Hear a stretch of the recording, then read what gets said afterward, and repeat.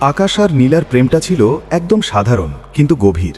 ভার্সিটির লাইব্রেরির কোনায় বসে ঘন্টার পর ঘন্টা কাটিয়ে দেওয়া কিংবা বৃষ্টির দিনে একই ছাতার নিচে ভিজে বাড়ি ফেরা, এসবই ছিল তাদের পৃথিবী। আকাশের স্বপ্ন ছিল বড় কোনো নিউজ এজেন্সিতে কাজ করা। সেই স্বপ্ন পূরণ করতে একদিন তাকে বিদেশে পাড়ি দিতে হলো। যাওয়ার দিন নীলিমা তার হাতে একটি নীল খাম ধরিয়ে দিয়ে বলেছিল, যখন খুব একা লাগবে তখন এটা খুলো। বিদেশের ব্যস্ত জীবনে আকাশ নিজেকে হারিয়ে ফেলল। প্রথম কয়েক মাস নিয়মিত কথা হলেও ধীরে ধীরে সময়ের পার্থক্য আর কাজের চাপে তাদের দূরত্ব বাড়তে লাগল।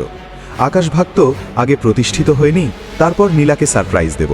কিন্তু সে ভুলে গিয়েছিল যে ভালোবাসা সময়ের কাছে খুব ঋণী।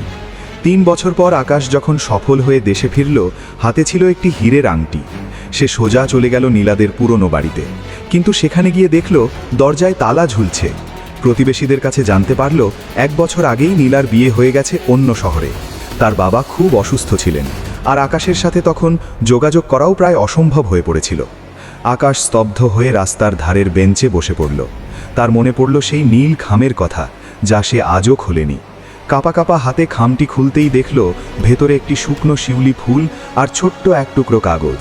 তাতে লেখা ছিল, আমি জানি তুমি অনেক বড় হবে, শুধু মনে রেখো, সাফল্যের এই দৌড়ে যদি কখনো পেছন ফিরে তাকাও, দেখবে তোমার অপেক্ষায় কেউ একজন ঠিক একই জায়গায় দাঁড়িয়েছিল।